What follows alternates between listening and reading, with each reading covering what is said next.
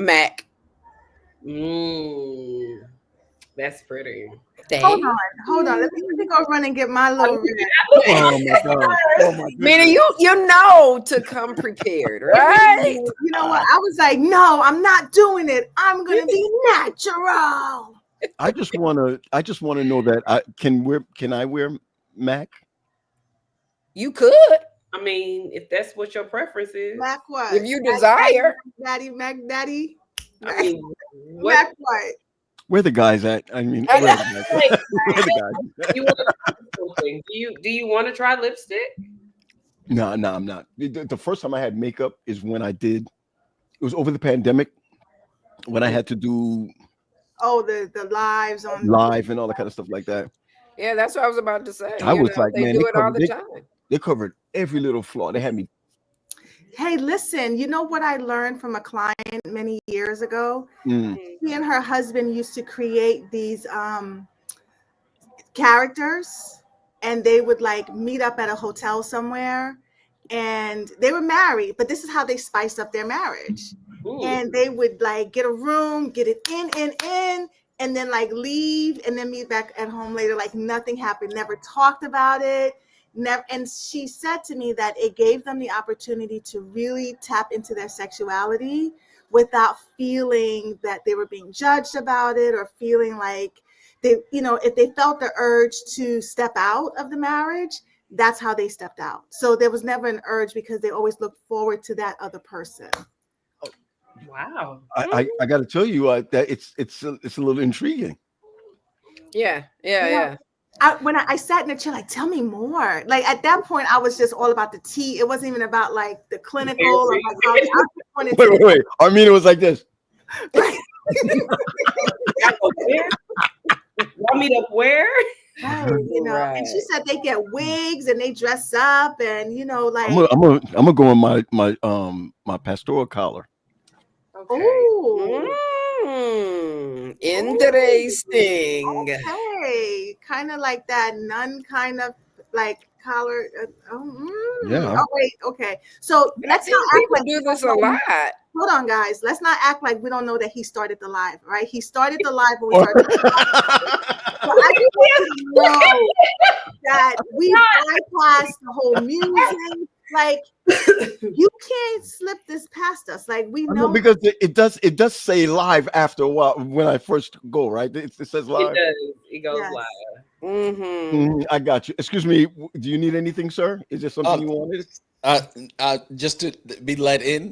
All the fun can't be I happening. think Quest had to put his makeup on first before You know he what I'm could saying? make it in. That was it. Plus, what shade Some is powder. that? What I had shade to is powder. that? I had to powder my nose real quick. What Mhm. shade is that, Mac? No, this is Mac Arabian Nights. Yeah, that's what this is. I just need y'all to know. I keeps, I'm just playing. It's- Anyone seen TP? Where's Terry? Cashew Brown. Not cat. No, listen. I need for Armina to repeat what she said. What she said? I would love to get your thoughts and your opinion on it. What's she saying? I Just can what see you say. Quest and Faith doing something like that. What's that? Yeah, I could see Leah doing something like that. This is a crew. Listen, I mean, people do it in the home, but this is an extra, step. Like, that's what's up. I actually like the idea. Like, sounds like a whole lot of fun. Yes. Yeah. Man. I'm going to introduce the concept to Vince and see, like, maybe for an anniversary if we want to do something like that. Why you gotta wait till the anniversary? I like the concept of meeting up like strangers. Yes. I like that. Or to be. Are we talking about role playing? Yeah. Yeah, Yeah. but I do that all the time. But she took it out the house. She took it out the house. Yeah. Oh, I do it out of the house all the time too. Faith will be at the register at like a store or something, and I'll walk up and I'll just tell the cashier, excuse me for a second, ma'am. Do you think it's possible for me to exchange numbers with you, because you are I don't want this to seem creepish. And then the cashier's like, you know what I'm saying? And she just ruins everything sometimes. Sometimes she'll play along, but most times she'll be like, girl, this is my husband. She'll be like, That big sigh, right? That big shot. This is I, a safe I, I I zone. do like it all the time. I like the idea. I like the idea of role play. Mhm, You know, the thing too is that there's an uncomfortability in sexuality, period, Mhm. right? And Mhm. so Well, even though what you're describing, Quest, is simply just asking for a phone number, like there's nothing sexual in nature in that, but it's such an uncomfortable conversation still. Mhm. You know, I think we started talking about this last time, where we're finding more swinging going on in the Black and brown communities, Mm-mm. whereas our cousins have been doing it for so long. Mm-mm. But I think we're just getting comfortable in our sexuality. And I am not at all, disclaimer here, I am not saying that is okay for Armina. Okay, I just want to put that out there. Mhm. But I am seeing that. What's wrong with your eye? You need some eye drops? What's going on, please? I mean, What I had said was, I had a client a while ago who told me that she and her husband would do these role plays, but they would meet up at hotels and they would dress up in a character or an outfit, wigs, you know, and they would get a room and hit it real hard and then leave like as if they were strangers. Pause. Hit it real hard. Pause. You know, I mean, hit it real hard, like it could be conversations. Nobody knows what they do. Pause. Pause. Mm-hmm. But who's wrong? So anyway, so that's just so you know. I got a question for you. I want everybody to answer it. oh Lord. What would your role be, Leah? You would come to me first. Yeah, I would come. Yeah, what would your role be? Wow. Ooh. Wow. So probably, a gypsy.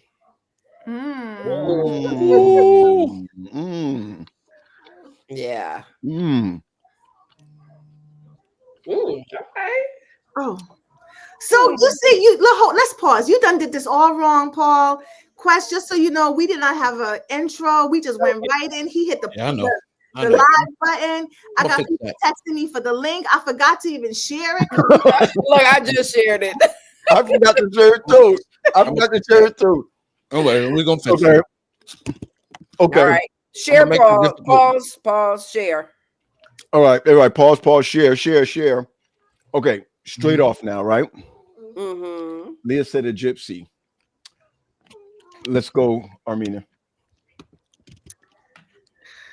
So there's two. One I will not say, but the safest out of the two, which is not even safe really, is probably a stripper. Woo! Let's go. It's like a pole and all. Like, I would want to get to the room first, and I would set the room up. But look, y'all, she's thinking about it. You heard that? She just said, You know what I'm saying? Look, Mina gonna have a bill sitting on the little end table. I Already. have to make sure I secure the pole, because y'all have seen the reel where the lady spins on the pole and the lady in the pole falls down. Like, right on the table. On the table. All right, I like that. You sure you don't want to share the second one? Yeah. Wait. I'm still stuck on. I'm gonna set the room up and yeah. We'll make it clap. We'll make it clap. Yeah. I want to make it clap. You know what? Let me grab my pearls. $100 bill you're getting. Oh no. You know what I'm saying? I ain't mad. Me neither. Yeah. I ain't mad. I love that. I might need to hold a couple of classes. You know what I'm saying? No, but so in all seriousness, right? At some point, you have to think outside. Well, maybe not. Maybe that is the conversation. Wait, Mina, you going too deep in. Let us hear. I want to hear We're trying to marinate on this. Well, let me say this real quick though, right? This is the stuff, Paul. You did it a couple of weeks ago, and I ain't gonna lie. I stole the song, and I did a whole restructure of James Ingram and Patty Austin. How do you make You know what I'm saying? Like, for how do you keep the music playing? how do you keep the music playing? Yeah. I'm just telling you, like, there's certain songs that we listen to that was the joint in one season, and it ain't the joint in the next season. And the next season, like, everybody knows I'm a hip hop head, but for whatever reason in this season, I'm just like, I love it. I'll always be a hip hop head. Ain't nothing you could do about that. Nothing. But there's certain R&B songs right now that just do it for me. You know what I'm saying? I'm listening to OJ's. You know what I'm saying? Your body's here with me, but your mind is across town. Like, you know what I'm saying? On the other side. Come on. You know what I'm saying? Like, there's it just if you go back and you check the lyrics of that song, you know what I'm saying, with James, man, that thing is heavy. And so what you're saying, Mina, is like, it's weighty, because it's just like, yo, I'll be honest with you. I'm like, what am I on now? My third or fourth marriage with Faith? You know what I'm saying? We show up different every time. You're gonna have to like unpack that, but unpack that. Yeah. Can we get to the personas first? So let me we're gonna get to the personas. I'll tell you why I'm on my third or fourth marriage. It's simply just because of the person that I married is not the person I'm married to. Simple. Okay. Look, Mina, I think, Quest was just trying to stall and keep us hanging out there. We just dangling the gypsy in the strip, right? Quest, I'm down. What would your persona be? Who, me? Yeah. Yeah, you. What would my persona be? Other than the creep at the grocery store. That is me all day, every day. Hey, girl, let me holler at you. You know what I'm saying? I don't know what my persona be. I'm so terrible. I didn't even start sharing. I'm sharing now. It's funny because we never really think about what our persona would be. We, or from a men's perspective, we always think about what you guys' persona would be. You got it. Like the French maid, or the stripper, or the woman that I just bumped into in the hallway, or the chick I met at the club, or you're trying to stall what right.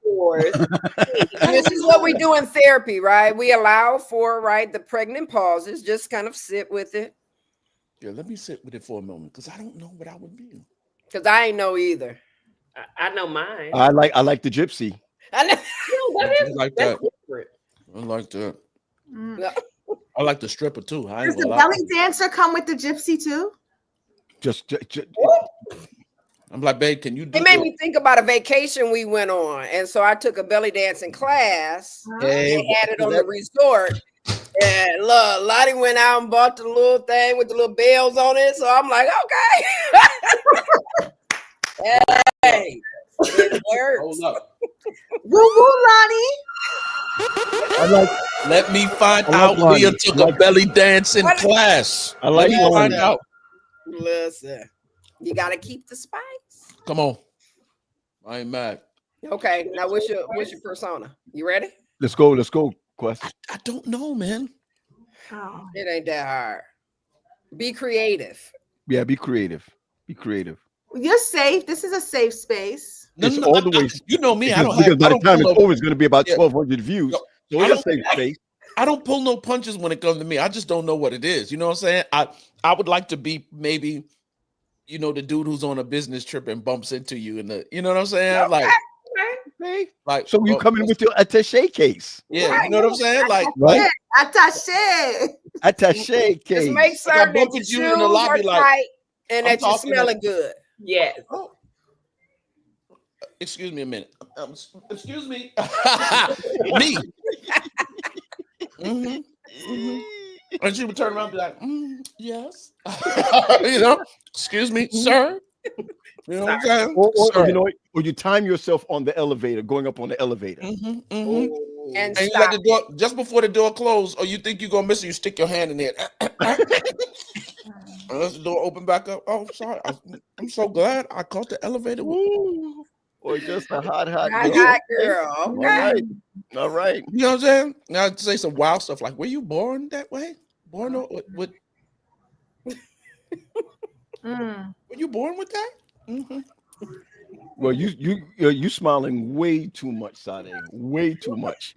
Well, because I thought about mine. Okay. I just want to be able to talk wild. Like, That's all you want to do, Quest? I just want to be talk wild and it be okay. You know what I'm saying? I don't be. You know what I'm saying? I just want, if that's my persona, that's it.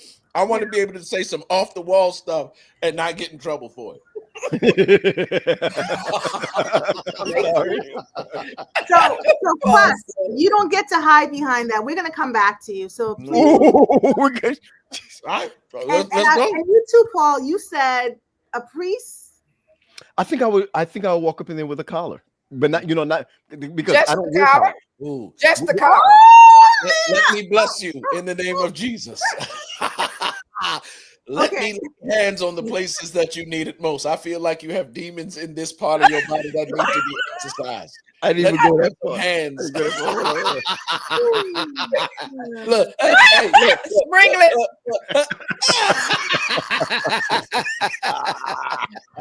Yo, TJ said I like the gypsy and the bells jingling. Yes, ma'am. I got you.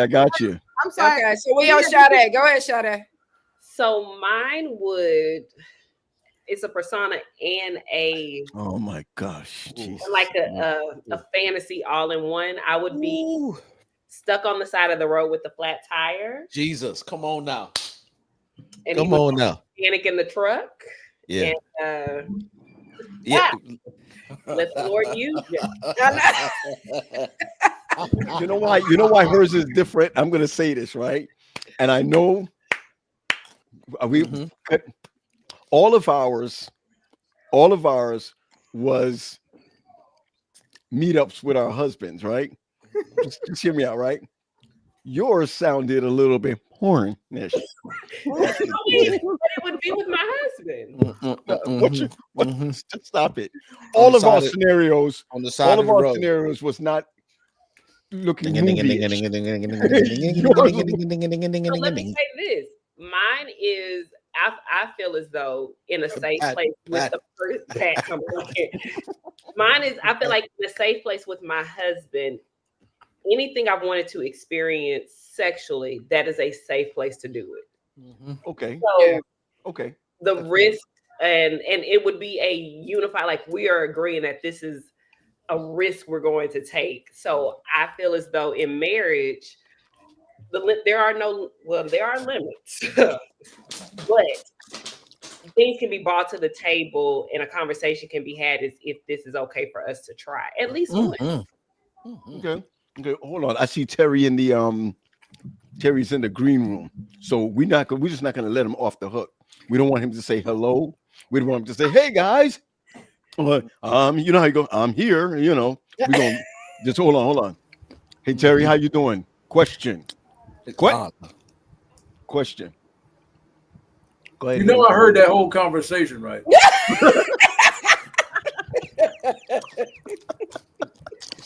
So you know the question that's coming to you then? No, I heard what he said. We ain't gonna say nothing. We just gonna go ahead. And I'm like, okay. Yeah, right. No, that's okay. Good. Then you don't know. Armina, hit him real quick. Armina. No, you got the question. Okay. I had the scenario. You're absolutely right. So, in the scenario of you and your wife playing a role, meeting up at a hotel room as different individuals to spice up your marriage, what would your role be? Now, I just want you to know, Leah, Trick Daddy. You're gonna be You're gonna be tricked. Trick Daddy. TP gonna be Trick Daddy. Dr. TD.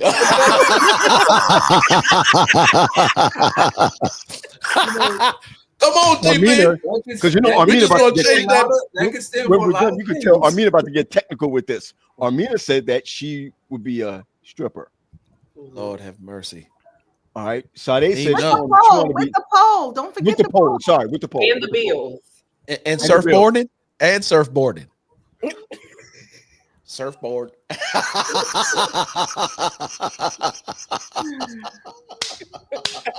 I love this. Look, we know who used to be over there off of in the city, 8 Mile and 8 Mile. Listen. In Atlanta, 8 Mile in the Quinda. come on. So Sade MC. said that she want to have her car break down over a flat tire On the side of the road. on the side of the road. Waiting for the good Samaritan. Help me, sir. Mhm.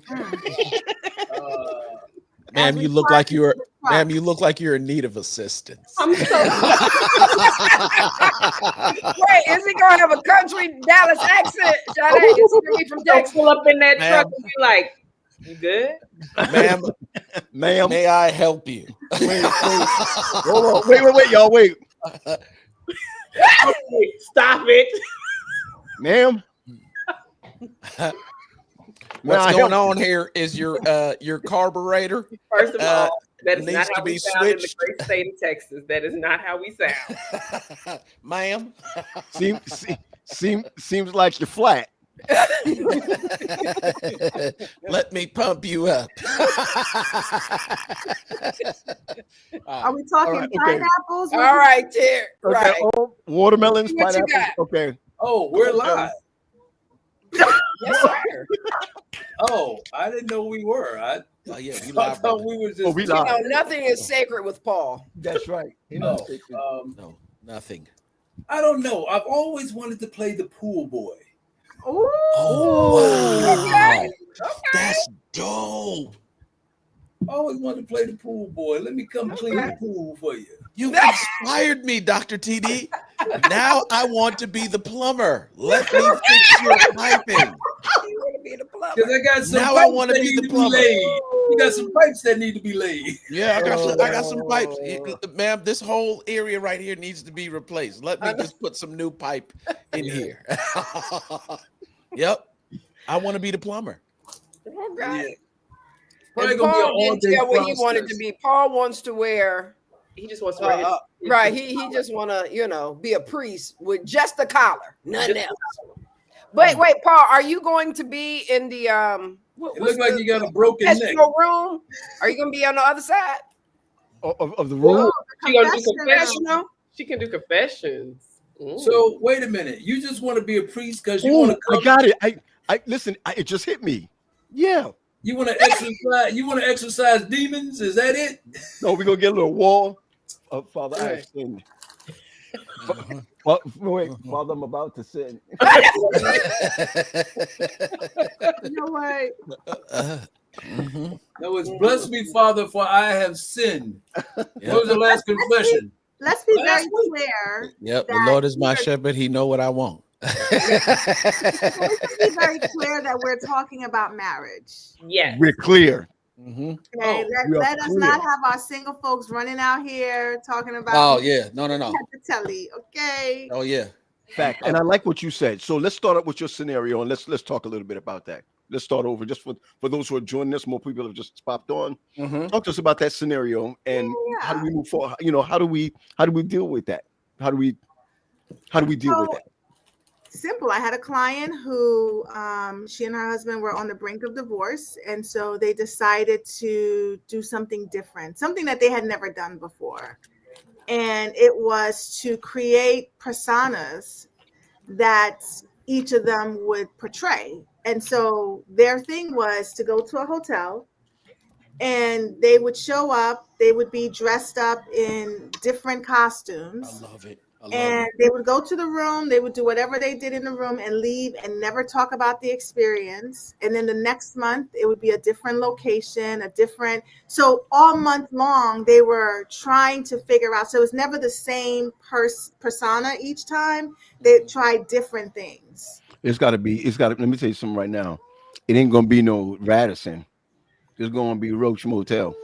Well, I will say that they are still married and even happier than they ever were. So there's a science behind it, right? And when we're talking about spicing up the marriage and keeping it fresh, as we grow in marriage, we change, our needs change. Mm-hmm. So and I think Quest said it beautifully when he said he's on his third marriage with Faith, because as she and he grow, they grow together, and desires change, not their desire for each other, because that still remains. It's just their drives change and the things that motivates them change, but they're right there together with each other. I would love to. I would love to ask this question because there's a flip side to all of this, right? Clinicians, there's a difficulty sometimes. I've dealt with it with couples, and I've worked with them in terms of these are the goals that you've established. Which do you value more, the difficulty of navigating the conversations or reaching that goal as it would, whatever the goal has been set? Because as we talk about this, like this couple was on the brink of divorce value, and they decided to do something that they probably would not or have not normally done. Right? It required something different. It was a drastic situation and it required drastic measures, right? And they did something different and it worked out for them. How many couples do we know, right, that can't even have the conversation? They're navigating from season to season. You in season 3 and you still haven't had a discussion about the difficulty in season 1. Wow. Oh, so you just assume that couples understand season work. Yeah, that's what I'm saying. Like, that's it. Because many couples, at least the ones that come in my chair, when I see them, marriage is a string. Like there's no break in it, right? They are frustrated 15 years down the line, but they never stopped along the way to evaluate and talk through some of those difficult conversations. So when you're saying that, I want us to be very mindful that especially the traditional Christian marriage, it's like it just is ongoing. Like there is no introducing new things. For those of you who were at the talk that Ali and Denise did for Denise's birthday, where first of all, let me just share with you. Wonderful, Armina. You. Okay, we can't curse on here. You did well. You did your ish. Yeah. No, I'm serious. It was just I loved the very fact that you were not talking to one set of people. Right. Is that do you get what I'm saying? That we were not talking to church folks alone. Right. And I think the way that you spoke was that you were speaking to church people the way they needed to hear it, not enveloped in a cloud. Yeah. And I'm just saying. Kudos. And I wish, like obviously, that there was time. We ran out of time. There were some great questions on the floor, and one of them is, if you want to switch things up in the bedroom, how do you have that conversation with your spouse without them thinking that you are unhappy with just what's going on in the bedroom? Like without them personalizing it and making it about themselves. How do you have that conversation? And then there was another question about, if you don't like something about your spouse, how do you tell them? And can I just tell y'all that 99.9% of the men in the room came to the microphone, and here's what they said. I would say nothing. Nothing. I was there. That's it, Nina. That's it. So there's this big dirty elephant in the room that we see it, we know it's there, but nobody's addressing it. How long will it take? Because here's the funny thing. That same couple, if I can go back, I don't know the fullness, right? But I'm guessing, right? Or I know of situations that has been the case. But Quest, and either they have the conversation, Leah, or they end up having a side chick or a side dude. Right. What can we answer? But the sexless marriage is a symptom. It's not really the major issue, right?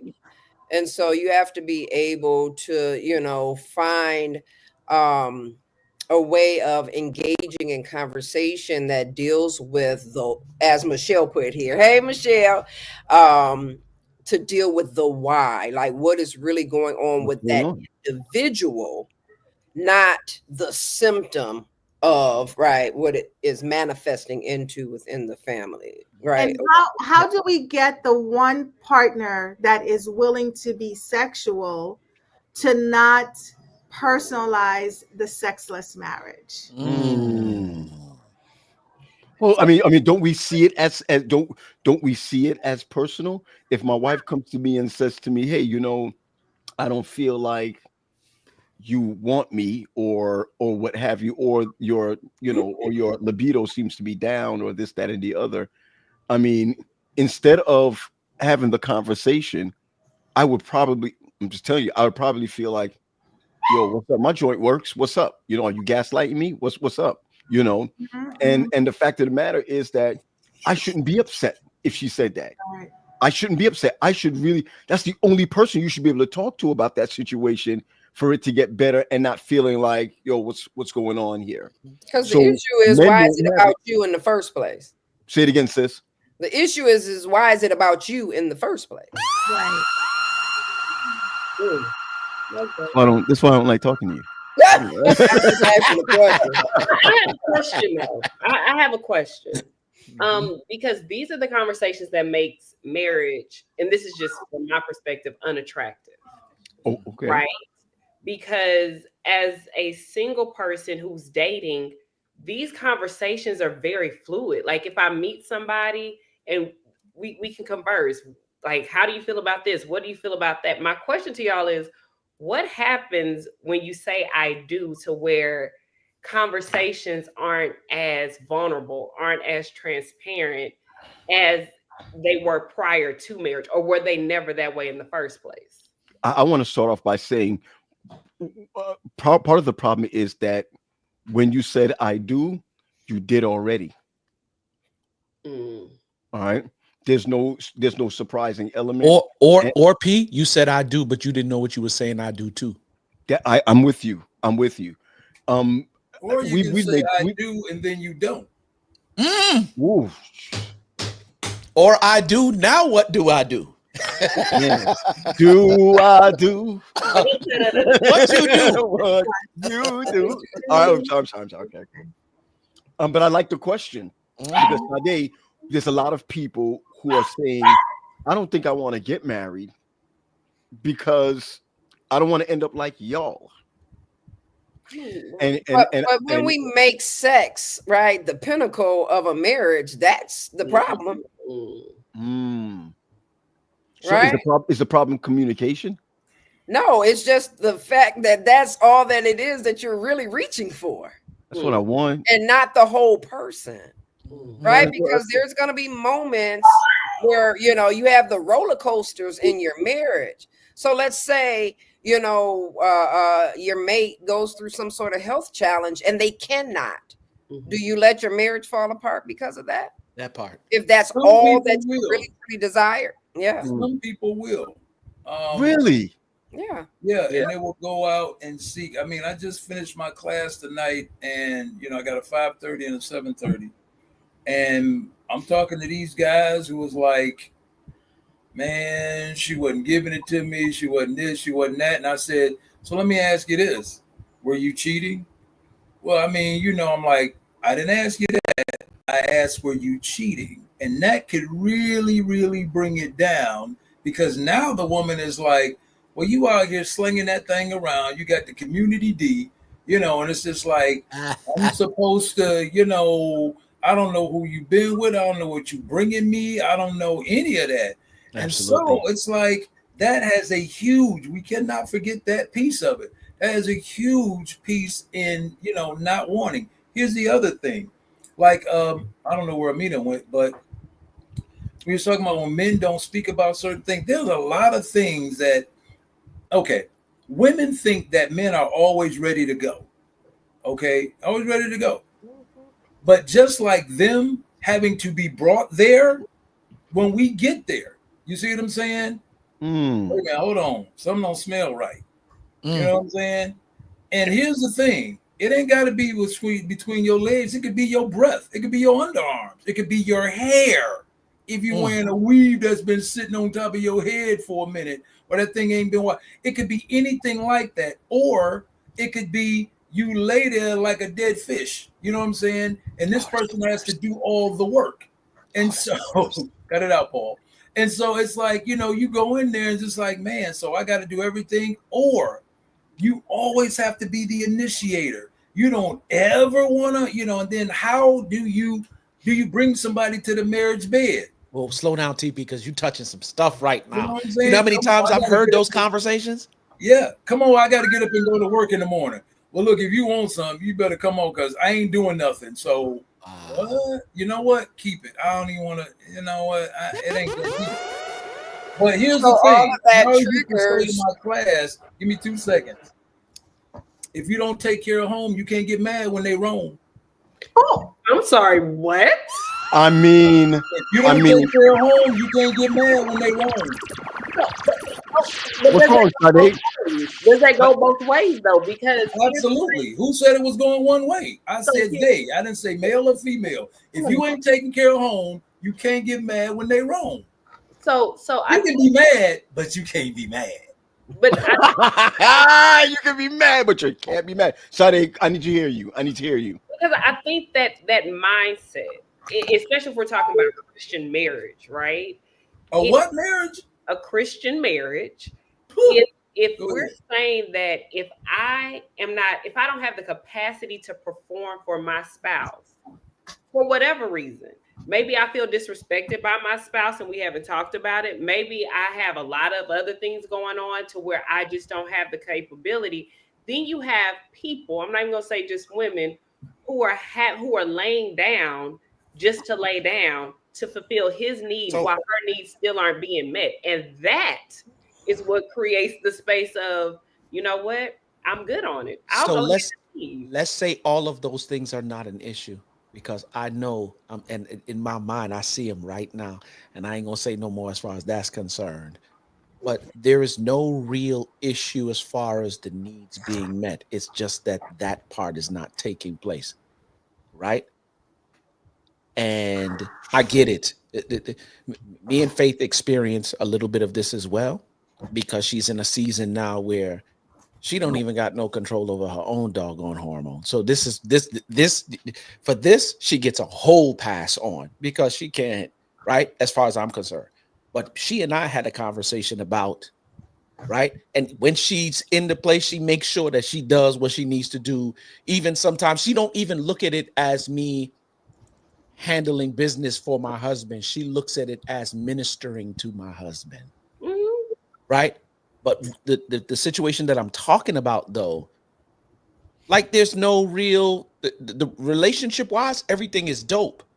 She's also experiencing a little bit of, but my man has come to me on more than one occasion, bruh, a month and a half. Listen, bro, I'm right? gonna say this. We're not talking about a week or 2 weeks. What happens when, like, for real? Because, you know, for us, like, I see you walk across the room. I can see Faith walk across the room in a sundress, and I'm like, yup. Whatever we finna do, let's go do it real quick and get back home early.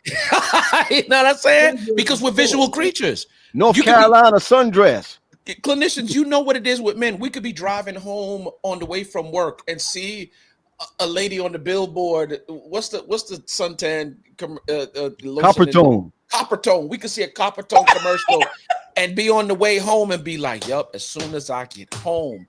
Why? There's something about that visual thing. But right? why do y'all think we're not visual? Why do y'all always feel like we're not visual? Like, we don't see a good looking man to be like, phew. I don't think it affects y'all the same way it affects us. I don't think it affects y'all the same way. I think the emotional how do you all know that? How do you know that? I don't from what we see, because sometimes it just take a breeze. Right. You know what I'm saying? Here's the thing, though. Here's the thing. I will say this. I think women feel just like men do. They just don't broadcast it. Okay, because the deal is this: you can put on some nice cologne, and women are like, "Oh my God, that joker there! Oh Lord, he smells so good." Give you that extra hug at church, you know, whatever.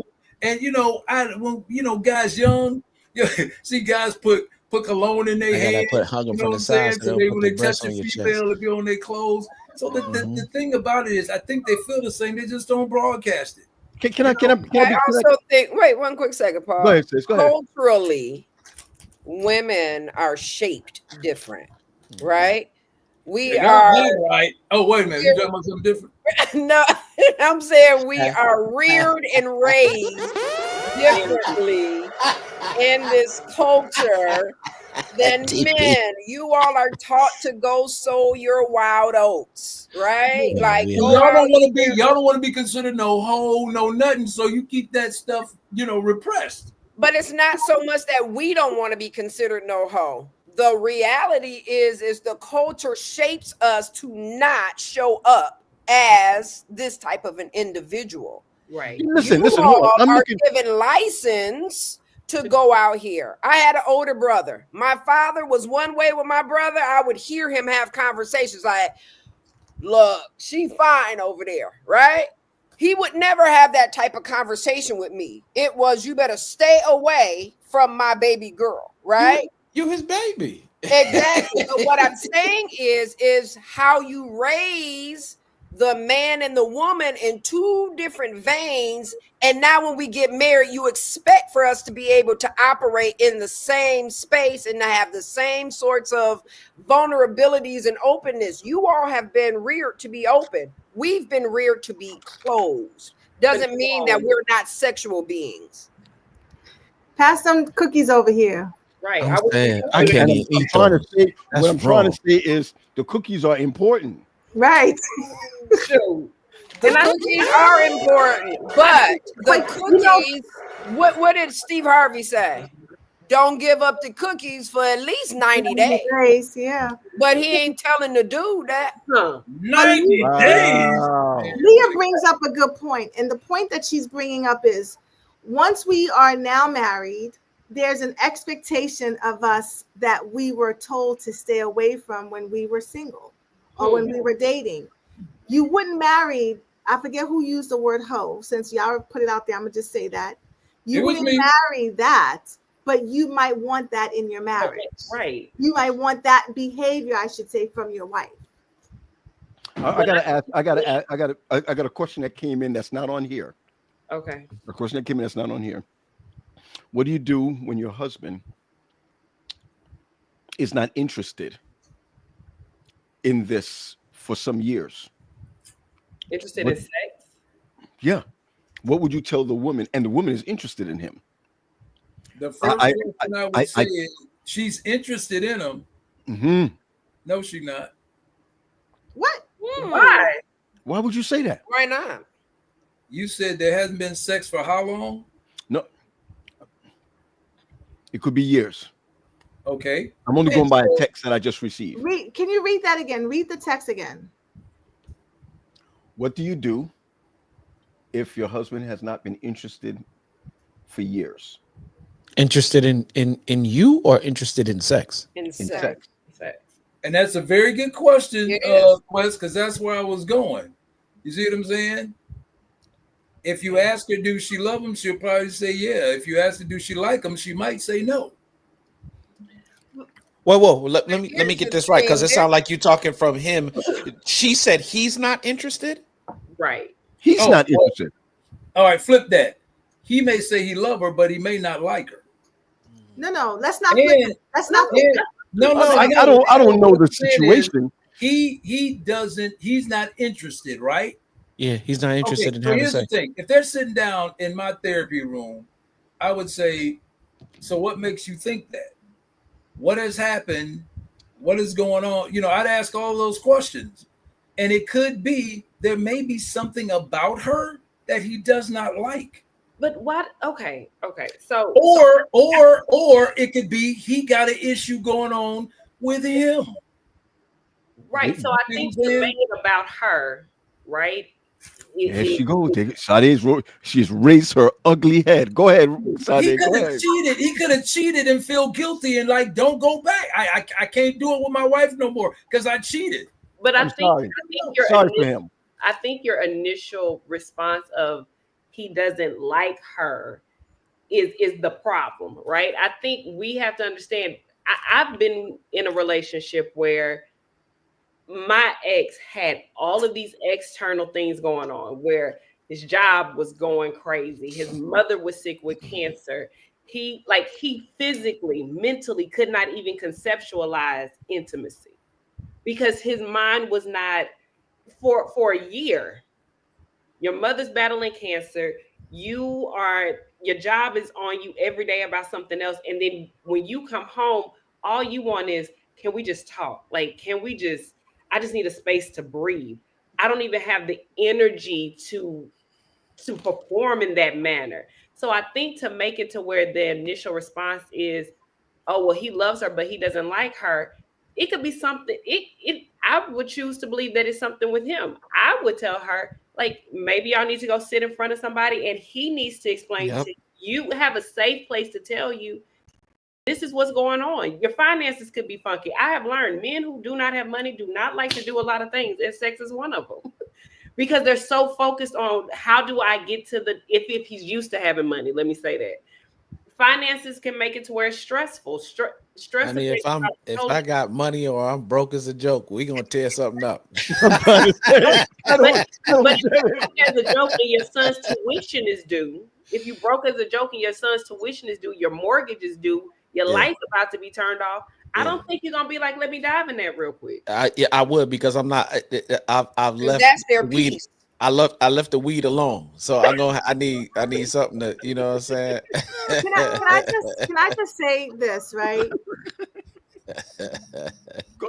I feel like we need to. So first of all, my first thought about that text message, P, is tell me more. Because what we have done is we have created a narrative about that text. And granted, they only gave us that, right? So we're just going off of what they gave us. But we've been talking about sexual intimacy so far. And we could title it, that's sort of what we're talking about. And that is a significant aspect of a relationship, of a marriage. Right. But there are challenges that can happen and can stem from different factors. So in this situation, I would suggest, and maybe this has already happened, but approaching the situation with understanding and open communication, because I would want to ask this person, what has been the communication around this? Because we can move forward or create a narrative if we don't know what that has been. Okay, I have a question for you. But what could be said though is definitely right. There is some incongruence, right? And her desire is not matching his desire, right? And so the need for finding common ground to engage in conversation, I would say, would be step one, right? Without, us kind of, because it could be a plethora of different reasons why he is not showing up as a individual who desires sex in this moment. And so it is figuring out, how can you have an intimate moment? And that can just simply be talking.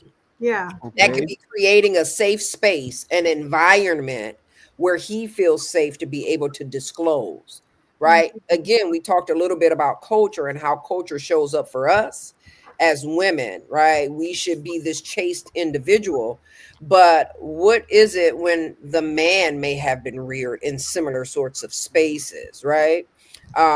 So yeah, I would say just creating that safe space and seeing if he will lean in to an inquiry as to what is going on. Right. And also to add to what Leah's saying is that there's this whole thought pattern that, or I should say, it's essential for us to understand that intimacy isn't just physical. There's this whole emotional intimacy that plays a huge role in creating the space for healthy sexual relationships. So and maybe a therapist is not who they see. Maybe they actually see a sex therapist that can help uncover some of the underlying emotional or maybe even psychological concerns that exist. I got to ask you this. Even I'm going to ask you this, Sade. All of us have been, or all of us have been married and married. Ooh.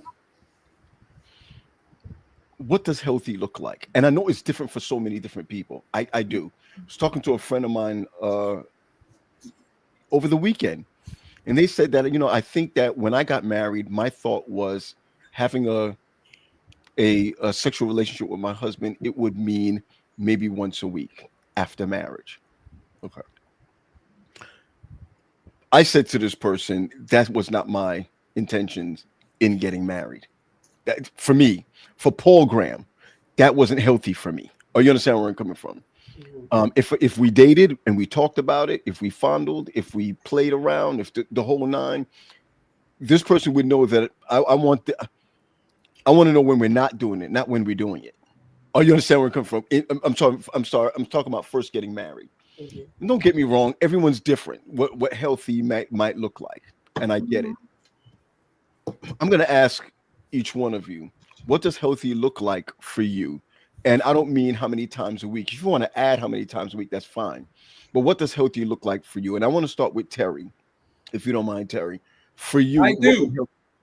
Go ahead. I'm kidding.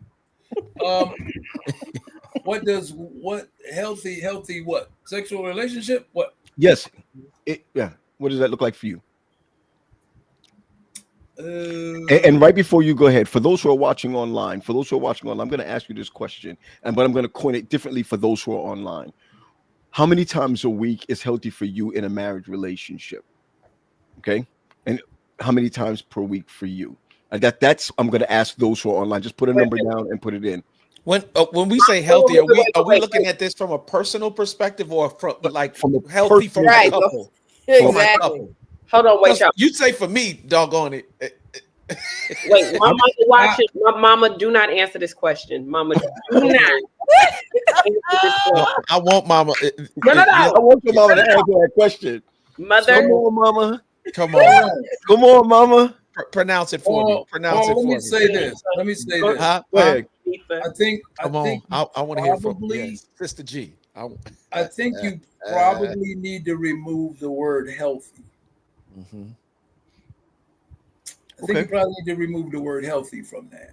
Talk to me. Because everybody has a different. First of all, what's healthy? You see what I'm saying? What's healthy? So if you say how many times is adequate, maybe, or that may be a better question. But if you ask me, I would say. Oh, I'm sorry. Is that your mom? That is my mother. Get it, Mom. I love Sister G. Get it, Miss G. Come on, Sister G. Oh my God. Like, why are you, ma'am? Go.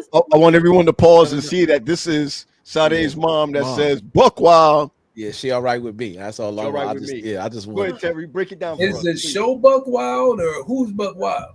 My mother. And her pastoral husband. And her pastoral. Come on. I would say as much as each partner agrees to. Agrees? Yeah.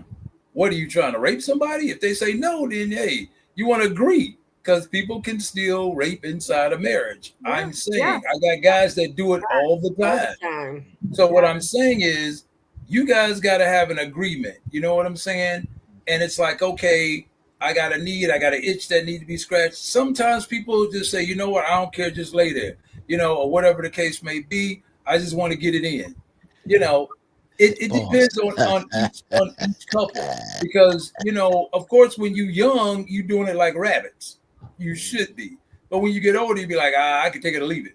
Or, as Quest, you had mentioned something, you're talking about, your wife walking by in a sundress or whatever. I remember I used to sit down like I'd be watching TV and that old grandma gown, you know what I'm saying, that they walk by in, you'd be like, man, I'm gonna wax that. you go like, dang, and you wake up and be like, I missed it. Dang. So I missed the window. Yeah, you did. That's what I'm telling you. Well, my ex look at Armina. It was done, but my time is usually like 3 a.m. I don't know what it is. 3 o'clock is just. I ain't gonna lie. The moo ministry is kind of dangerous too. You know what I'm saying? But I would say, based on each partner's needs, you know what I'm saying? It's like, okay, you got to get it in. I understand, your libido. And here's the thing, libido changes. It's not the same. It doesn't stay the same. You know what I'm saying? This week I may want 7 days. Next week I may want 1 day. I may want it. It can change. So based on the need, if your partner is able to meet that need, now the question becomes this: how do you know that if you ain't supposed to be having sex before marriage? Well, Well, I think we were talking about I just threw that out there. For you Christian folks. Shots fired.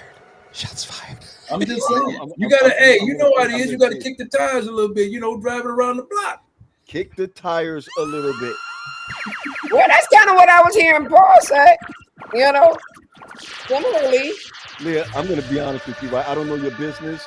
But I like your business. Don't you test drive the car before you buy it? I want to make sure there's insurance. Quiet tonight, folks. Quiet tonight. I think. So I'm quiet because I have so many thoughts going through my head right now. So many. Go ahead. I don't even know how to start or address a lot of. Let's go back to the healthy. Yeah, so just radically accepted. With the healthy, this is my belief. I want to be in a relationship where my yes is yes and my no is no, and it's respected. That's it. Right? So if I say not tonight, I don't want to feel like me saying not tonight to Terry's point. I don't want to marry a husband where when I say not tonight to him, that means, okay, I can go out and get it from somewhere else. Yeah, that's not fair. I don't think that's fair. Part of the issue is that many couples don't know how to start sexual intimacy before they even hit the bedroom. I'll tell you this. By the time they hit the bedroom and they try, then they feel rejected because their partner is like, yeah, no. So they hit the bedroom and they try and they just straight up dry. Nina, and then you still trying to your point. That issue. I'm just being real. Nina, to your point, one of the things that I've learned, let me just for real, let me help some of the men out real quick. If I want it on Thursday, I'm starting on Sunday. Right. I'm calling. I'm sending that car. I'm sending. I'm just telling you, we're a little bit older now, so I got to let the engine run and warm up before. But from a physiological perspective, I realize that men is just like this. They shoot and then they shoot right back down again. Women, it's this gradual climax, and then they slide back down the same way. You know what I'm saying? That's it. So for real, if I know this Thursday's coming and I want to, you know what I'm saying, do on Thursday from Sunday, I might start with a text. I might call. Right. Look, you know what I'm saying? I make sure the house is clean because she feel away when the house ain't clean, and all of those stuff play. Yeah, man. But what you're talking about is consideration of your mate. That's what you're talking about. Right. I'm going to be honest with you. I wouldn't mind. Intimacy and hold on, give me a second. Intimacy and foreplay is 24/7, 365. Yes, sir. That's right. It doesn't start when you get in the bedroom. Yes, sir. It's you wake up in the morning, kids, a little note on the pillow, note going to work, calling throughout the day. I think your brother just send him some shots through the day or whatever. Sade, what was that? What was that, Sade? I just saw your hand. Sade. What was that? She get it from her mama. Come on. Sade, what's this right here? A little love tap. You walk by. Let's stop and think about that, though. Remember, we're talking about the culture, right? I believe that a lot of your sexuality starts at your youth. What did you see? What did you experience in the home? Was it a rigid sort of space, right? Was it more open? Because that teaches you what is acceptable and what isn't. And it's healthy too, Leah. It's healthy that your kids see that. Sean was talking about smack on the butt. Let the kids see dad smacking on the butt, or let them see the kissing or whatever, because you're creating that culture so that they know it's okay. Now, I ain't talking about doing it in front of the kids, but I'm saying, hey, let them see that this is healthy behavior. Because certain times when you're growing up, that only was for the bedroom. You don't do nothing outside. You don't let the kids see nothing. So you grow up with all what also is a conversation that's had in the home about sex? We don't have conversations about sex. And so our adolescents, they have emotions and feelings down there too. Yeah. They're going through puberty, and we let the classroom teach them what that is. Like when Mace comes in the room and he tells mommy, it's angry. Angry. Oh. That's appropriate she's like, oh my language is Hold on. important. Yeah. I'm using that tonight. I'm gonna be like, Yeah. Wendy. Yo, Man, he tells her angry. all the time. He says, "Mommy, it's angry. I can't get it done. It's angry." And she's like, "Oh my God, would you please go and talk to your son?" And I say, "I'm like, Hey, So what's that conversation like, right? So when he says that, what have you guys said to him to allow him to know that it's natural, normal? All oh, of I that? tell him it's natural all the time." I said, "Son, this is like for real." I don't give him because he's only 8 years old. I let him know though, like it's a natural process. This happens. And I tell him sometimes like it happens with daddy, and he is like, Yeah, of course. when it happens with daddy, it's like it's 3 legs. it's Yours is like, different. Daddy I gotta just- Daddy gotta go to his anger management class tonight. Mommy helps me with anger management. Oh, God. So let me say this. I got 12 weeks of anger management. Only because I'm gonna say But I let him know. The only reason why I say that to him that way is so he understands that you're not by yourself. You're not going through something weird, or you're not an alien or a weird kid. It's something that happens with the both of us. Yeah. And Nico's in the corner, like, tell me about it. You know what I'm saying? Because he's a little older now, and he's about to go into puberty. So now I'm having to start having these little conversations with him as well. So, but yeah, the reason why I tell him, Mina, is just so you know what I'm saying. I can't have the full on just yet. But I let them know. Age appropriate conversation. Yes, yes. Oh, of course, of Let me course. say this: my mother was single from the time I was 6 to the time I was 20. So It's angry. Okay, well, sex in our home was definitely talked about. My mother's thing was that she would tell anybody her goal was to get her 3 girls out of high school without a baby. So there were conversations had. But what's troubling for me as her adult child is seeing her go from single to married. And the conversation started to change. And I was like, I don't want to know anything that happens between you. And she was so, and it's funny because her and my sisters, both of my younger sisters are married. They have very like, my sister's like, oh, we had worship this morning. I don't want to hear that, right? But it's not something that we have to hide behind because we understand. Like, I have a 16-year-old niece. Like, we ask questions. How you feel? What, like, how you have a little friend, and what are y'all doing? Because what we understand is if we don't talk to her about it, somebody else is. That's right. And so controlling the narrative and being able to say, hey, this is a safe place. If you want to talk about it, you don't have to go to your mom. You have a grandmother, you have aunts who you can go and say, this is how I'm feeling. This is what I don't know. And those kind of things we were brought up in our household where that was okay. I want to go after Armina. Thank you for that, Sadia, because I think it's going to take us somewhere. Go ahead, Armina. So I did see the comment from my dear sister in love, Tiffany, who wants to hear from me because she's saying I was quiet. I was actually, when you asked a question about what is healthy sexual relationships look like, I agree that everyone has their own version of healthy. Some things that I hear in my room or in my space with my clients, I'm like, oh, okay. Like, because to me, in my head, I'm like, I would never think to do that, right? But Tiffany started to talk about the older we get, we change. And, you know, Quest, you had mentioned the phases of not you didn't say phases, but you said something about like being married to Faith for the 3rd time, right? There is flexibility and adaptability. That's what I think of when I think of healthy sexual relations.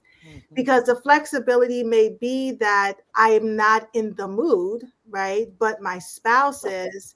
So I'm going to take one for the team tonight or this morning or whatever time. Ministry. Right. But as relationships grow and change, so do our sexual needs. You know, when I think of healthy intimacy, it includes, you know, kind of like that ability to adapt to each other's evolving desires and life stages. You know, because we in this for the long haul. We in this till Jesus comes or death do us part. At least that's the vows we take, right? So in doing so, we have to have the flexibility and adaptability mindset. that is not something that is, we're not born that way. We're taught that. So depending on the culture you surround yourself with is going to depend on how flexible and adaptable you become. I want to pause for a moment, Armina.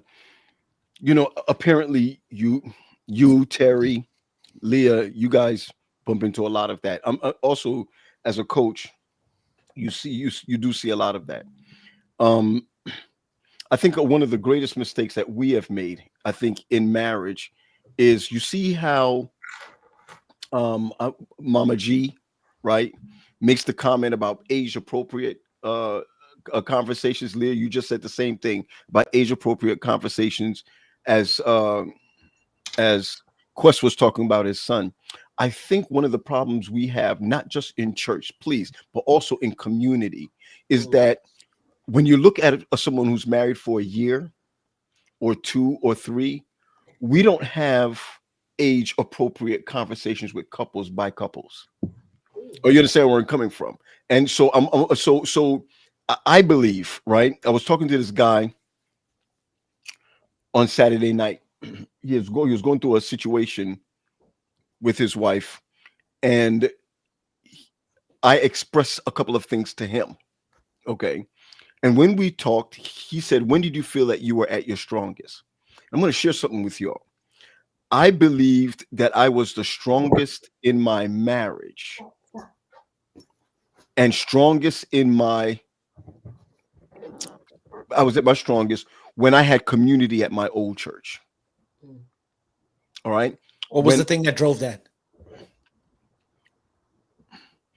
I think that the guys at my church, the guys at my former church, when it came to speaking about my success as a husband and as a man, they cut the pastor thing out with me. I love it. Okay. So pause for a moment, P, because I think it's important that you just rest here just for a moment. There are a large number of men in the church, elders and pastors alike, who hold position. And of course, the church holds these positions like they're not human, right? Or they're held to this standard that is so high that it doesn't allow them room to be. A lot of my pastor friends love being with me because I don't look at them as pastors. I look at them as people. You know what I'm saying? And you need that room to be able to be human. So I just wanted to put that piece in there because I think that that's important. I didn't want you to just speed right over that. Sure. And when I talk about, I'm going to say this, family, when I talk about being able to express something without being judged in a society of men, right? It makes you stronger to come back with with victories, so that the other guy who could not speak about it would say, if Graham made it, I can make this thing, I can make it too. That sounds like and so now I've been gone from my former church for 5 years. We see each other and he asks, "How's the battle?" Or you understand where I'm coming from? And I'm able to say, "Hey, this is the battle." Or one guy comes to my church, his name is Cliff, right? He comes to the church, he's sitting in the back. This is last Sabbath. And he comes up to me after church, everyone's shaking hands, blah, blah. He comes up afterward, he said, "I'm just checking on you." I know what that means. Or you understand where I'm coming from? And I feel like the conversations that I needed to have, well, I did, to have with Spencer when he was 7, 8, 9 years old, the same conversations that I've had with Zenobia. It's the same way I believe that seasoned couples can have those conversations with children in marriage, so to speak, so that we could become stronger. We'll realize that we're not crazy. We'll realize that this is not all bliss, but it is beautiful. And so Armina, when you talked about in the very beginning about, hey, let's meet up at a hotel, you play the role, you play the role, Wendy plays the gypsy. And I sorry Leah, I'm sorry, Leah. Or I'm driving down the street. Yo, Wendy, break down on 193. I'm coming to get you. You know, I really believe that that's also God ordained. It's spiritual. It's it's throwing seasoning on what God has given. And I think that we don't see it that way because our mindset is God is in the conventional instead of God being in the, I need a word. Spontaneous. I love it. I love it. But it's a gift, though, is it not? I like it in a think bowl. that Let me. condemnation has been attached to sexuality Wow. That part. from the church. Hold family, on. Condemnation. right? And so when you have that and you hear that at such a young age, that's where, you know, your formative years are. That's where what I like to say, tracks are laid, right? This is what is being repeated over and over again. And so to say now that I'm married at 20 something, 30 something, 40 something years of age, and I'm going to go into this thing in a healthy manner, it's not going to happen when you've attached, right, this dark cloud to this thing that's so beautiful. You know, I gotta ask Sade this question. Thanks, Leah. I want to ask you this question, Sade. So you're dating. Let's just say you're dating, right? Not that the guy would be finer than me, but let's just say that you're dating. Wow. And the guy says, I'm sorry. What happened? No, keep going. My bad. Good, great. Because Quest thought you should have said finer than him. Oh, I see. Wow. Smarter than Terry. Okay, here we go. Oh, wow. So, What's going on? And if you don't ask this woman this question, we finna go way left. Real quick. Sade, honestly, you're dating a guy and a guy says to you, I mean, I'm talking about exclusively, right? Because you can date and not exclusively. I'm Right. talking about exclusively. And he says to you, hey, look, I'm not a virgin. Just stay with me. I've been, you know, Community D. Not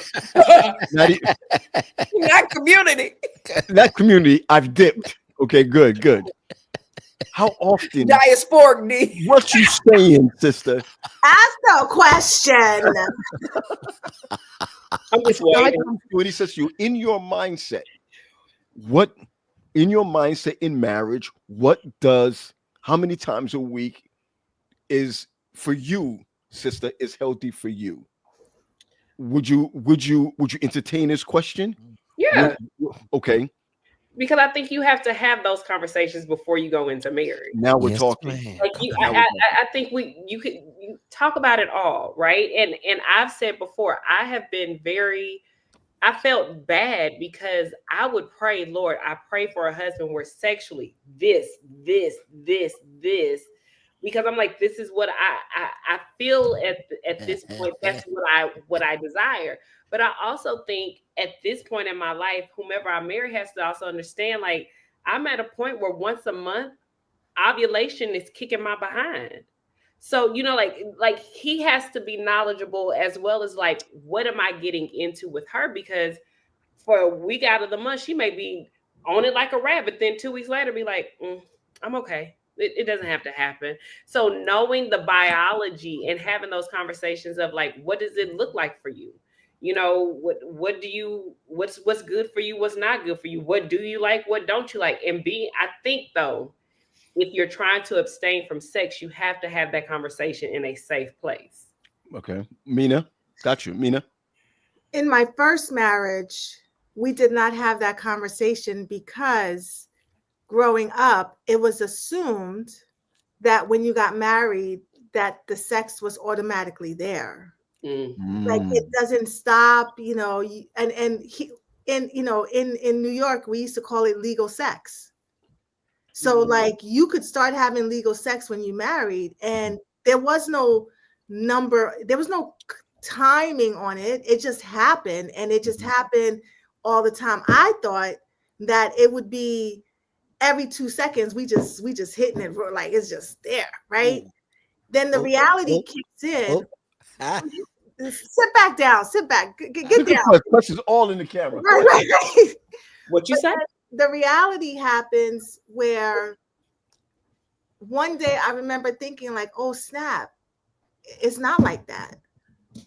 And like if I want it and he doesn't want it, then what do I do? Y'all, this my dog. It's my dog. Hey, and you still, hey, let me tell you something. With that little light, you still look like you're doing something.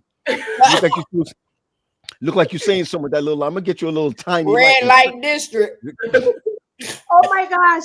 There's a place called that Red Light District. Oh, Not yeah. that I think about it. But look, while Mina's gone, I just kind of wanted to add to what Sade was talking about. I think what we oftentimes overlook as well is there's a difference between biology and anatomy. Say hi to the baby. So the chemistry, right? The chemical, right, release doesn't always, trump anatomy. Can't use another word than Trump. I know it. Republican. It doesn't always Republican anatomy. I love it. Right. So anatomically, you may have some issues, even though you have a conversation beforehand. So now what do you do? And I also think at my age, I'm 38, you have to be realistic with these conversations. The likelihood of me even wanting to date a virgin is slim to none.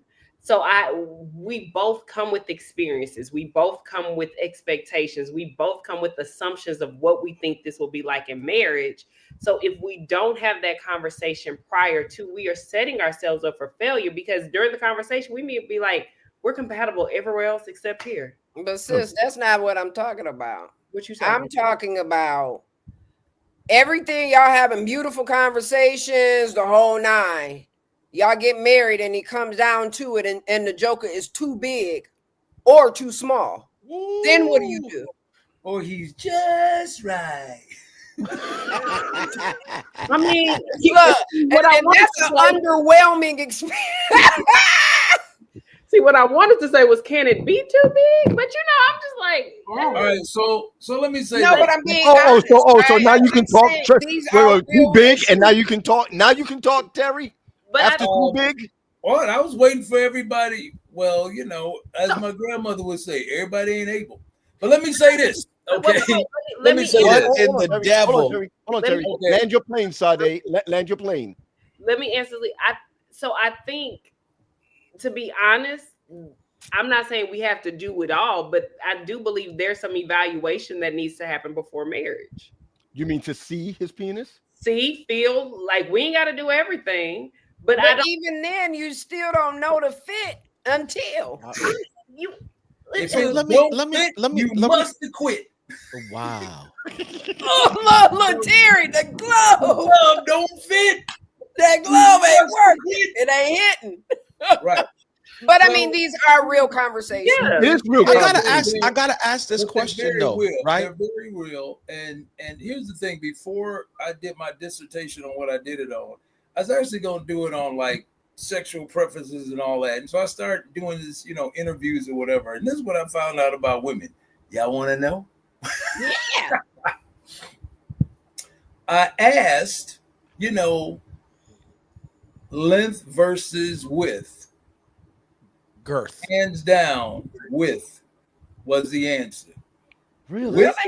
Now you had some, you had some, other women that wanted both, but for the most part, it was girth. They wanted to feel it on the walls. And you're like, wow, I don't need no 8 inches. I don't need all of that. I just need something that you were like, okay. Needless to say, that study was going to take a while, so I just. Well, that was a longitudinal study. No, that's how you going to take what in the Mary Magdalene? I didn't serve everybody. Did you say you couldn't serve everybody? I did. Yo, Pastor Paul. That's Pastor Anselm Paul. Because you got to have research in your dissertation. What in the Mary Magdalene? I'm gonna use that in a board meeting. What in the Mary Magdalene? Yeah.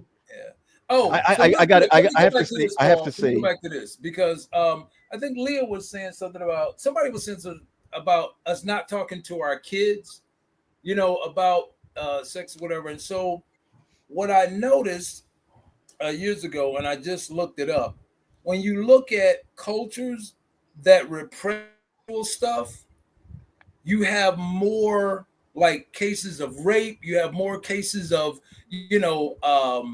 just infidelity, all kinds of crazy stuff. And so when I'm sitting here looking at it, and this was like 2022, the number of rape cases, United States is the highest, 141,486.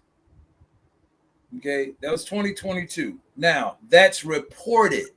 That doesn't mean, see, those other ones go unreported. It's like domestic violence.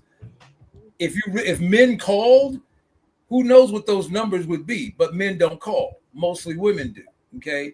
Now, Amsterdam is where? Over the pond. Germany, right? Over the pond. Is it Germany? Yep. It's Amsterdam, Germany. It's okay. right outside. Right. So check this out. Where they have what? The red light district, where everybody goes, it's in the windows, they doing all kind of stuff. 12,558. It's not taboo. Yeah, and then when you have, in France it's like 38,000.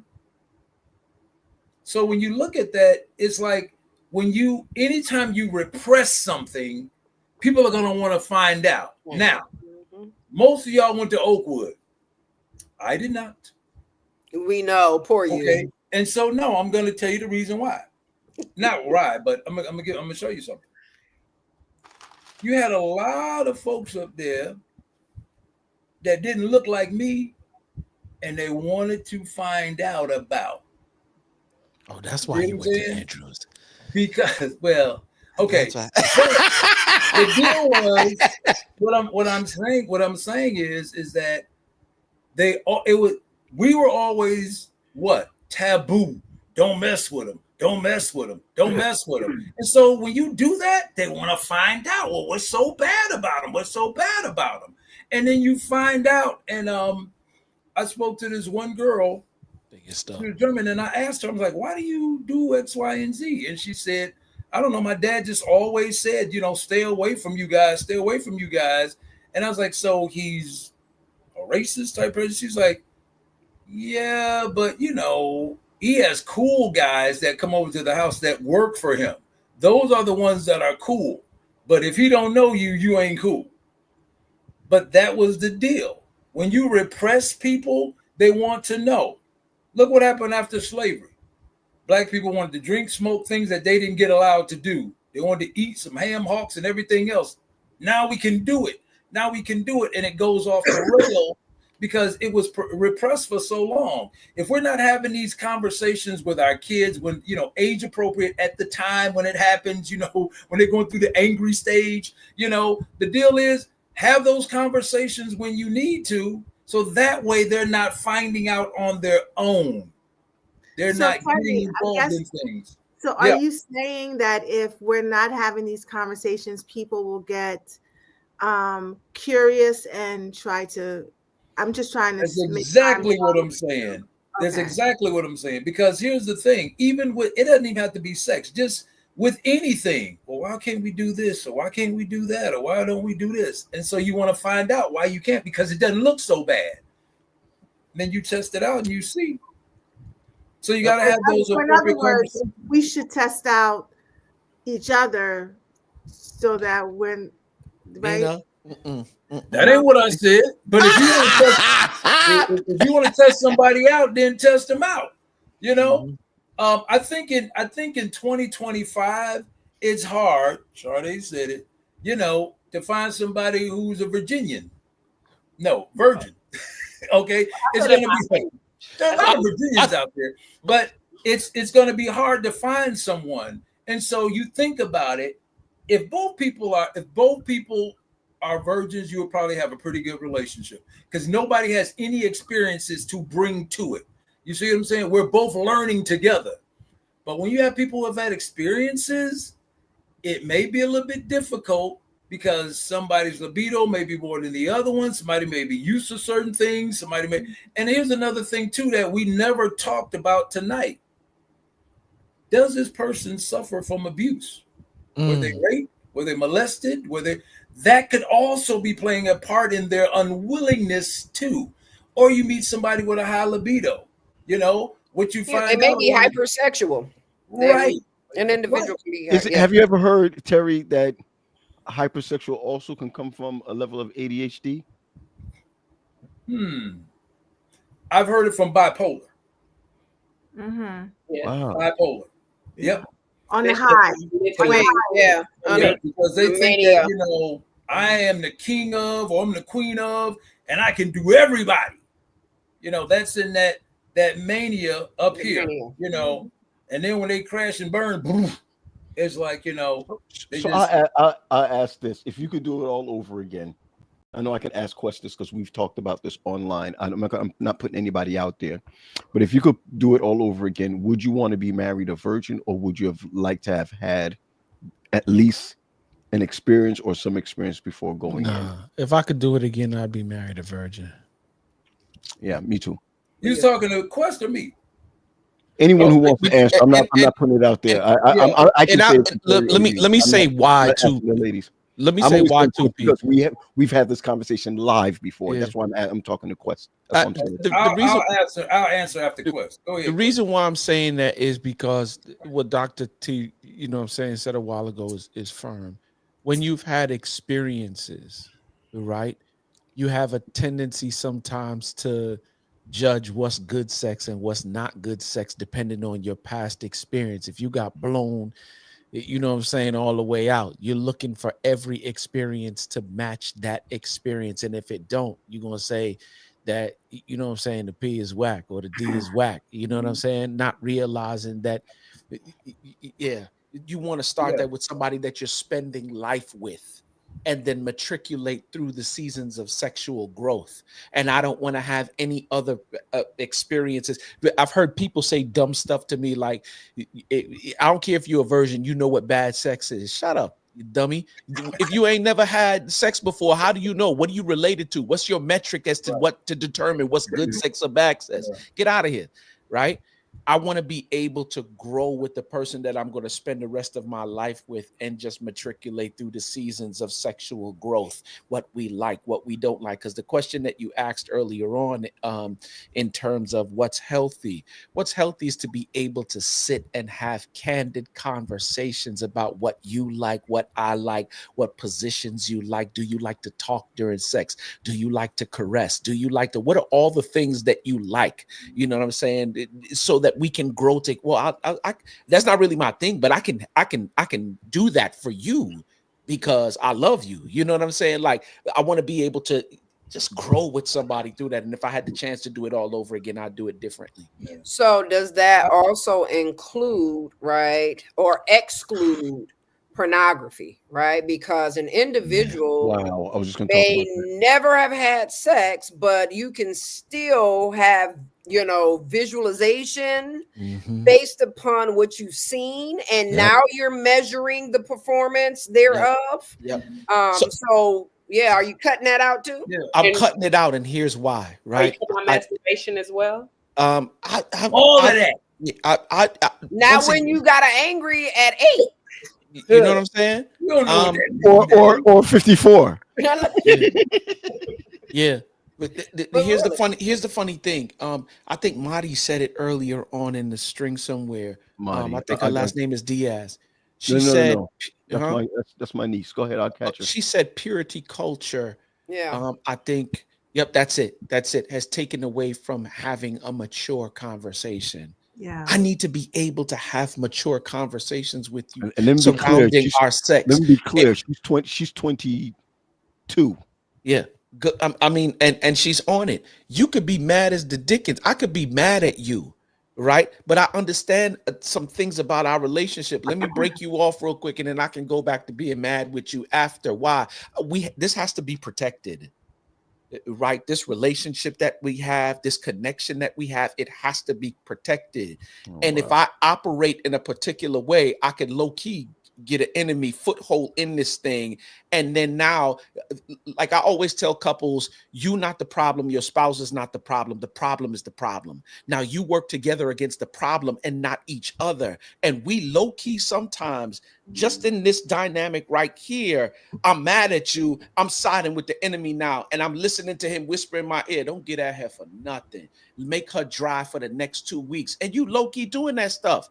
And you messing up the marriage. Listen, I'm mad at you. I'm gonna break you off real quick. We're gonna tear this seal of Serta up, but I'm mad at you. You know what I'm saying? But you're gonna know that you're gonna know it. Hey, I'm down for that. But Quest, you said something that you glossed over that I want to go back to. Yeah. You know, to give it a clinical term, the first time having sex, it's a euphoria. It feels like a drug or alcohol. You know, the brain produces heroin. Right. So we're consistently chasing that, right? We're looking to level up and to find that, because if you think about the initial experience, it's a bunch of things, right? You got the excitement, you got the novelty, you got the intense emotional connection, you have, and all those things can really create this powerful psychological and physical reaction. So when we're talking about, would you do it the same way, or would you go in like never having it before? The older we are, we've experienced it in some way.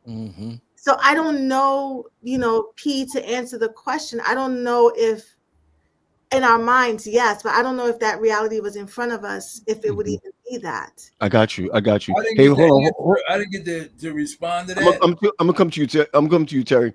We hit the 10:30 mark. We're gonna start landing the plane.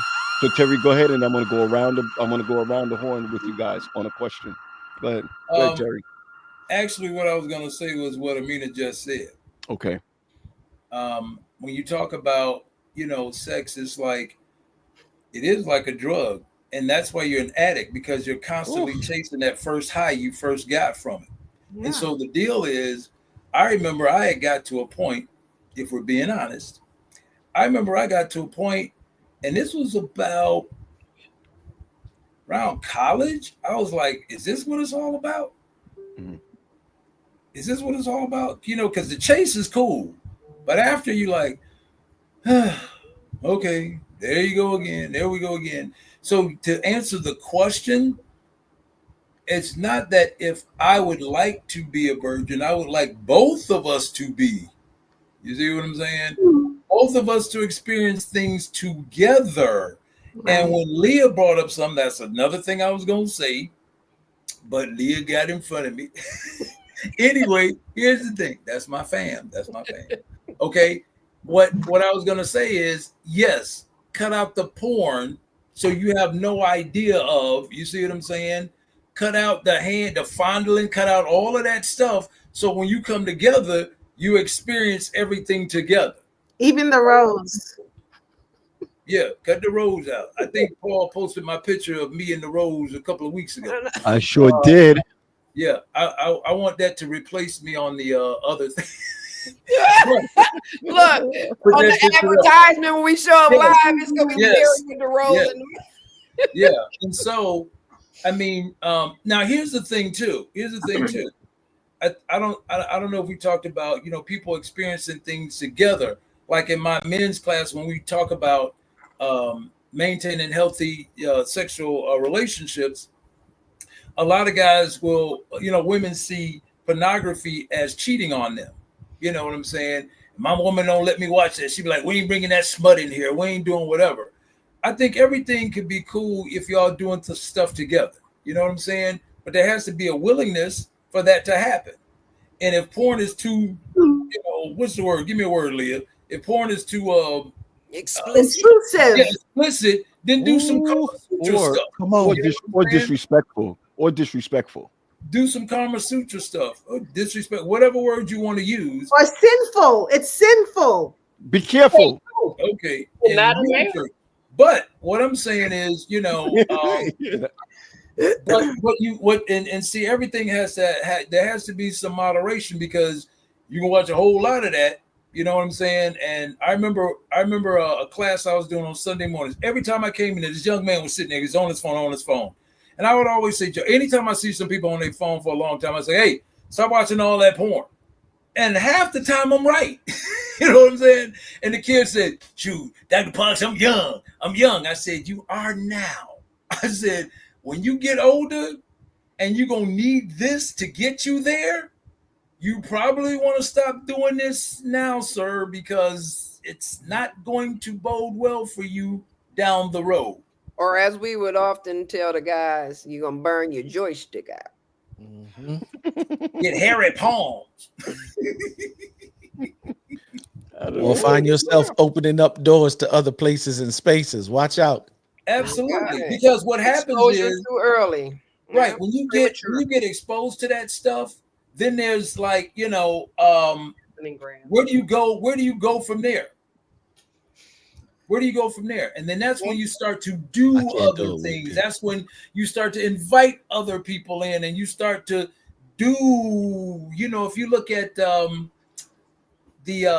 think it's the Rothschild parties where everybody would come. What was the movie with Tom Cruise? Eyes Wide Shut, and people would come in with all those masks on.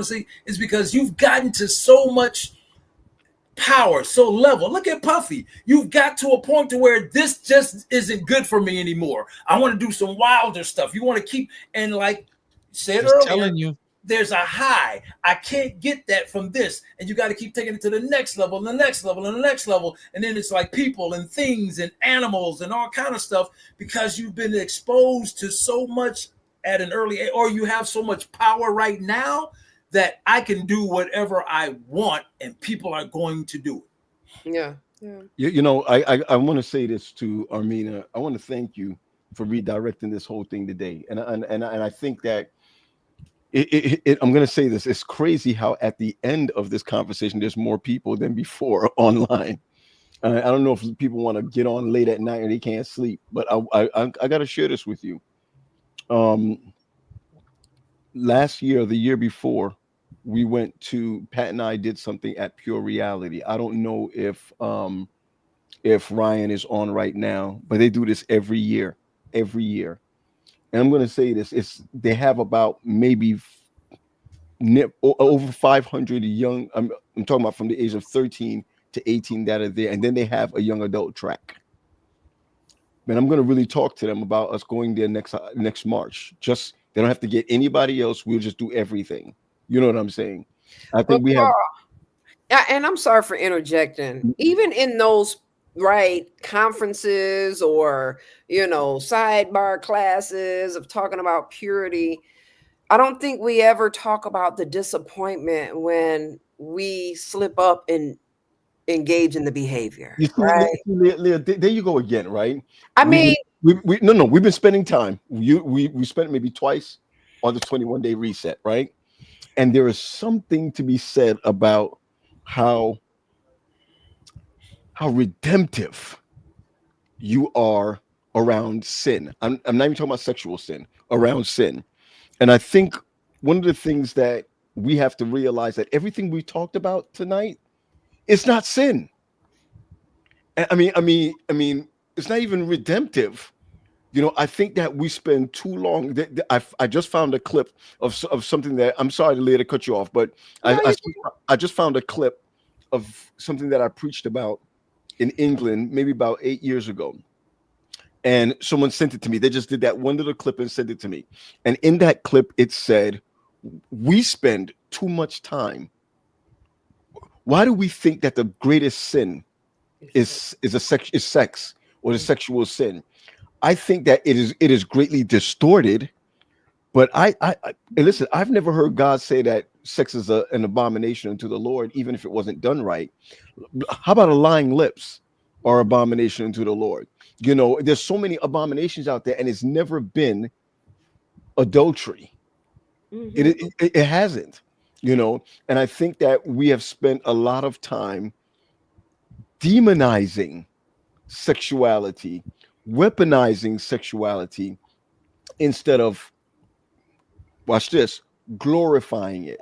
Yeah. And I'm telling you, I'm angry right now. But our entire conversation was centered on, we're talking about this in the context of marriage.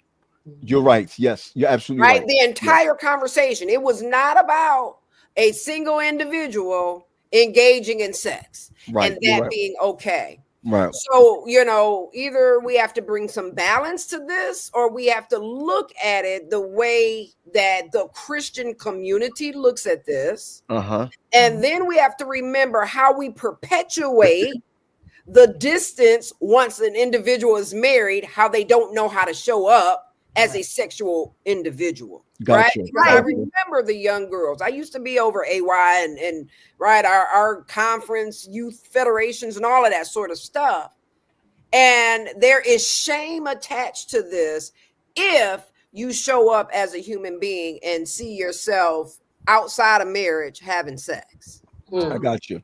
That's why we would go to the purity ball over the weekend when we just done had sex during that week after school. Matter of fact, we probably cut school to go have sex. Okay. Get out my business. Leave my business alone. I'm just being transparent. That's why I can't stand kids are going to explore, right? And sex is a language. Right. It's not a bad thing. It's just I don't know how to context. Right. And I don't know how to get us Christians to see that, because we can't spin it so bad. And then as soon as the couple get married, we asking them, when you going to have a child? Yeah. Well, children don't just drop from heaven. You got to do stuff in order to have a kid. Right. I thought children were a gift from the Lord. The other thing is we don't teach intimacy. It's a stork. It's a gift from the stork. But if we don't, the thing is, the main issue is, yes, we talk about sex, but we don't teach DP. And something that has to be taught.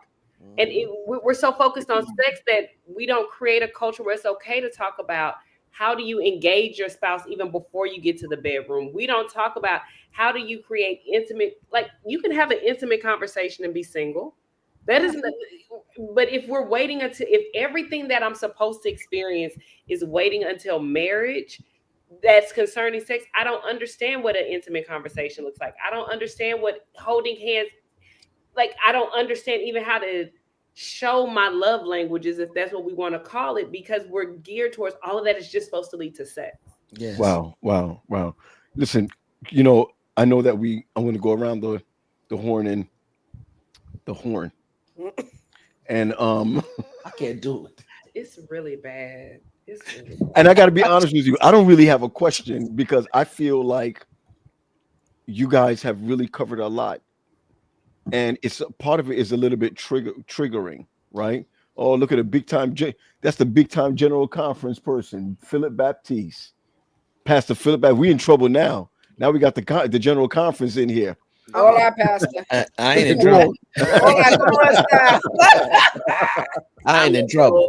I got the General Conference, Philip Baptiste up in here. Hey, at least Terry, tell the pastor what up, though. Oh, he from the D? No, I'm just saying, just tell him what up, though. You know how the greeting is. Oh my goodness. So I'm gonna say this. Hey, how does she say her last name? Ing? No. That's not her last name. Oh, okay. But put her comment back up. I want to about that. Said in this sermon, sex between a husband and wife is the most highest level of expression from a spiritual perspective. I believe it. Angels rejoice when a husband and wife get together, bro. For real, there are conversations right now that says don't have sex on the Sabbath. So, like, it sure is, and whether or not, you're sinning, Shoot. Can we not entertain them? That's dumb. That's Friday night, Saturday dumb. after church, man. What you talking about? So let me. But listen, first of all, y'all, you know why? telling Because you, people women and men have two different informationals that's coming our way. I'm just saying, people are misconstrued about what Sabbath is. The way Sabbath is supposed to work. Go and read the book of Isaiah. You're supposed to come in, worship and then leave and look for people that you can extend grace to. Who needs help? Who needs whatever? That's what you're supposed to be doing. Why? Because it's a form of worship. So you think the highest relationship, the one relationship that God relates to his relationship with the church, right? And you telling me, it's already understood that when a husband and wife come together, it's like a form of worship. You telling me that it can't happen on the Sabbath? Get your dumb tail up out of here. But I Dumb think The tail. purpose of the Okay, Sabbath good. is to do I- good. I think it's because we've put the enemy in our bed instead of putting God in our bed. Right? The enemy is fun. Okay, not okay. Hey, the purpose of the Sabbath is to do good. I want to do But good. she said it again. It's that purity culture. It's your thing that in order to do this, I got to do this. You become so legalistic that the relationship piece is not even there. So y'all, are we saying that now? Let's be real. And I know we were supposed to be ending, but we didn't kind of dumped into a whole nother body of water. Go ahead. Are we saying, because we have people that are onlookers, right? That there is nothing wrong with having sex outside of marriage? Is that what we saying? Outside of marriage? Outside of marriage. Yeah, no, I ain't Biblically, saying no. that. Biblically, no. I ain't saying that. How do we get there? We got there because we started to talk about, and Paul said, I don't see nowhere where it's saying that, sex is an abomination. And I just want clarity, because the way it was formulating was that it was okay. Sex is all good. No. Remember, I talked about it from a singles perspective. It was funny. I wanted you to. I thought it was implied. P. I knew what you were saying. But just make it clear. I would never. Let me close it off by saying this. And I hear what you're saying, sis. I want to be really careful. I don't believe. Let's say that we were not biblically. Let's say we were not biblically based. Okay. What I hear Armina talk about a lot is we're not doing this just for church folk. Right. All right. The best practice is to wait. For so many different reasons, the best practice is to wait. The problem is that when we get there, we sometimes wish we would have practiced in the wait. Or you see where I'm coming from? Yeah. And I think that we as men, this is what I love about what you just said again, Leah, that we have different perspectives. My uncles would tell you practice during the wait, and as a woman, you don't practice during the wait. But so then it puts a weight, a different kind of weight on the heaviness. The woman, a heaviness on the woman who's trying to keep a burden. Wow, on a woman who has the same. This is what I've learned tonight. Who has the same attributes as a man. Right. Tonight, what I've seen, I'm just telling you tonight, what I've seen is that, hey, I'm visual, you're not, or you're not visual as I am. I've learned tonight that based on what y'all said, and then what happened in the comments was like, no, we just as. It's just that the standard for us is different for you than you guys, or we were taught differently, and it's the same thing biblically. How could Solomon do all the things that he has done and catch up afterwards? How could Rahab be this harlot, and then she comes into the fold, right? And still she's seen as a harlot. She's still called a harlot. I mean, there's Mary will still be known as someone who had Jesus out of wedlock. You ain't really the son of God, because what you really is okay, a bastard. Right, a bastard, according to this according to I'm coming to you Desire of Ages. I want to be clear, and you're right, Joe, it is a double standard. The real thing is that, and this is how I'm closing off with something personal. I lost my virginity at 15 years old. And after I lost my virginity at 15 years old, the next time and as a sophomore, the next time I did anything at all was in college. And I realized, and when I say college, it was in going into almost into my third year of college, because I've lost all of my girlfriends the individuals who was doing it, and I wasn't. So now, the mindset now is I'm not losing anyone else because of that. And I can go as far as to say, and I'm taking body counts with me now. I should with the Oakwood. And so in light of that, I think that the redemption of where did this come from? It came from somewhere. I was not being non-biblical. I was taking care of my heart. You understand where I'm coming from? So the waiting, and I'm not talking about spiritually. A woman, a young lady who waits, get her education, does what she needs to do, keeps herself chaste, has a boyfriend, and decides that she's not going to have sex because there's too many implications with that. Not talking spiritual yet. It is something that we should be teaching our community. No doubt. Right? That there are more reasons to wait other than pregnancy. Yes. There are more reasons to wait other than pregnancy. And what I've heard tonight among that I'm going to say this, that the difficulties in marriage usually does not come from when people are virgins and get married. It comes from different mindsets before you get married, and then you get married with different mindsets and expectations. And for everyone who is on tonight, I wish that we would have had this conversation 30 years ago. That's what I wish. We had this conversation. Listen, we're looking at the time, can't go around the clock, but I want to thank Armina again for just pushing that conversation. I want to thank Sade for just being who you are. I want to thank I'm going to say this Quest for teaching us about being angry. I want to seriously, I want to thank really Terry. That should go to Mason because Mason taught. No problem. I just text someone, tell my man angry. Yeah, you know that. Terry, I'm telling you, don't stop with your stories. It really helps us to realize where we're going. And Leah, I'm going to say this. I love the way you just plant the seed, share with us without caring. And okay, I'm throwing caution to the wind when you say what you need to say. Wendy always says you are the light-skinned Ian Levanzant. That's who you are. The red one. So for all those who are watching, we want to thank you for joining us tonight. We got a couple of things that's really exciting. In a couple of weeks, Sade, we're going to be introducing our YouTube channel. Yeah, let's go. Right. And our Instagram, we're just going to be pushing like crazy. Because we really want to share with you, not all over the place, but in one place. And so thank you for joining us. And we're hoping that this bridge brought you over to the other side. Be blessed, y'all.